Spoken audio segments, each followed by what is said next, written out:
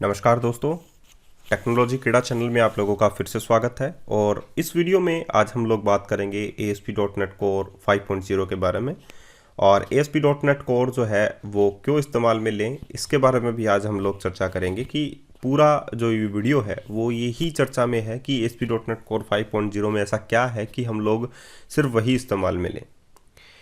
सबसे पहले हम लोग बात कर लेते हैं व्हाट इज़ ASP.NET Core, कि ASP.NET Core एक्चुअली में है क्या। ASP.NET Core ASP.NET का एक नया वर्जन है। यह ओपन सोर्स है। ओपन सोर्स का यहाँ पर मतलब क्या होता है मैं एक अलग वीडियो में बनाकर बताऊंगा। चलिए हम लोग बता देते हैं। ओपन सोर्स का मतलब होता है कि इसका जो सोर्स कोड है, जो लिखा गया है, जिसकी क्लासेस हैं, लाइब्रेरीज हैं, वो ओपनली हैं। उसे आप लोग चेक कर सकते हैं, देख सकते हैं।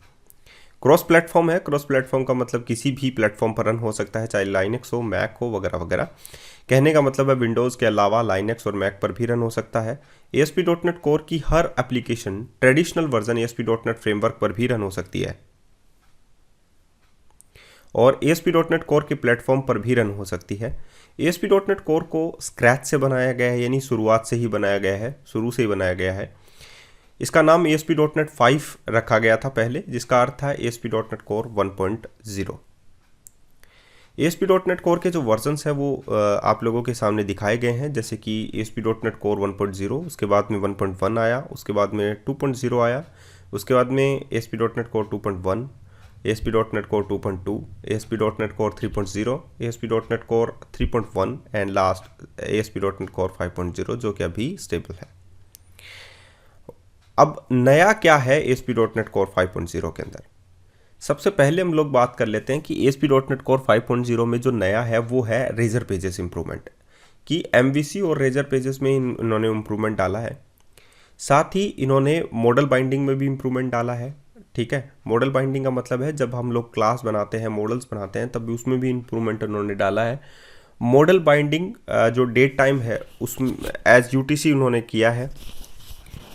उसके बाद में हम लोग बात कर लेते हैं C#9, जो अभी लेटेस्ट में ही रिलीज़ हुई थी, उसके जो रिकॉर्ड टाइप्स हैं उन्होंने इसमें इंक्लूड किए हैं। C# में भी इन्होंने कुछ अपडेट्स जो हैं वो डाले हैं। F# में भी अपडेट्स उन्होंने कुछ डाले हैं और विजुअल बेसिक्स के भी कुछ अपडेट्स जो हैं वो उन्होंने डाले हैं ASP.NET Core 5.0 में। टेक्स्ट.json जो फाइल है, न्यू फीचर्स। टेक्स्ट.json का मतलब होता है कि हम लोग जब वेब API के अंदर सीरियलाइजेशन, डीसीरियलाइजेशन का इस्तेमाल करते हैं तो हम लोग उसकी जो नई फीचर्स हैं उसे हम लोग इस्तेमाल नहीं करते थे। उन्होंने कुछ एक्स्ट्रा फीचर्स जो हैं इसमें डाली हैं। और सिंगल फाइल ऐप्स में भी कुछ इम्प्रूवमेंट आया है। ऐप ट्रिमिंग है। और यहाँ पर आप लोग देखिए कि विंडोज़ ARM64 एंड ARM64। अब है नेक्स्ट फीचर है tooling support for dump debugging. Dump जो डिबगिंग है, टूलिंग सपोर्ट। टूलिंग का मतलब, कहने का मतलब विजुअल स्टूडियो 2019 में कुछ अपडेट्स जो है उन्होंने दिए हैं और साथ ही डिबगिंग के कुछ ऑप्शंस जो हैं वो उन्होंने भी इम्प्रूवमेंट उन्होंने लाए हैं। और रन टाइम लाइब्रेरीज हैं 80% जो है वो नलेबल रेफरेंस टाइप्स जो है वो नोट किए गए हैं। Blazer server and blazer web assembly supports भी और इनमें भी इम्प्रूवमेंट इन्होंने डाले हैं। बिल्ट इन ओपन API है। स्वैगर UI सपोर्ट है वेब APIs के लिए। सिग्नल R हब फिल्टर्स हैं। पैरेलल हब इनवोकेशंस हैं। और इन्होंने डाले हैं Azure AD ऑथेंटिकेशन विद किसके साथ डाला है उन्होंने? आइडेंटिटी सर्वर के साथ डाला है। ऑटो ब्राउज़र फीचर्स भी इन्होंने डाली है कि ब्राउज़र जो है ऑटोमेटिकली रिफ्रेश होता रहे, तो उसके लिए उन्होंने .NET वॉच जो है वो उसमें इंक्लूड किया है। gRPC यानी कि इसमें भी इम्प्रूवमेंट डाला है। gRPC सर्विसेज में भी, ये माइक्रो सर्विसेज होती हैं। परफॉर्मेंस में भी इम्प्रूवमेंट लाए हैं .NET Core के। गार्बेज कलेक्शन में भी इम्प्रूवमेंट है। और टेक्स्ट.json में, जैसे मैंने कहा आप लोगों को, इम्प्रूवमेंट इन्होंने देखने को मिला है। रेगुलर एक्सप्रेशंस भी कुछ ज़्यादा इंक्लूड की है इन्होंने टेक्स्ट की। और वैल्यू टास्क पूलिंग भी, एसिंक्रोनस वैल्यू टास्क पूलिंग भी इम्प्रूवमेंट है। कंटेनर साइज ऑप्टिमाइजेशन है इसमें। और बहुत सारे एरियाज जो हैं उसमें भी इम्प्रूवमेंट उन्होंने लेकर आए हैं। तो ये कुछ फीचर्स हैं जो कि ASP.NET Core 5.0 में इन्होंने इंक्लूड की हैं। अब बात करते हैं वाई यूज ASP.NET Core। हम लोग ASP.NET Core का इस्तेमाल क्यों करें? क्यों हम लोग ASP.NET Core में ही एप्लीकेशन जो है वो बनाएं। ASP.NET Core application cross platform पर रन हो सकती है, जैसे कि लाइनक्स है, मैक है, विंडोज़ है, जैसे जैसे आप लोग जानते ही हैं।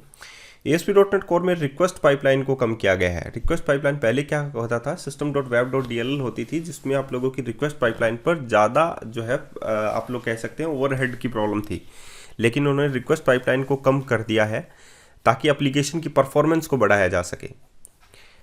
और जैसा कि मैंने कहा कि ASP.NET फ्रेमवर्क में system.web.dll काम में ली जाती थी, जिसको ASP.NET Core में हटा दिया गया है और पैकेजेस का इस्तेमाल किया गया है। इसमें system.web.dll की जगह पैकेजेस का इस्तेमाल किया गया है, जो कि रिक्वेस्ट पाइपलाइन को कम करते हैं।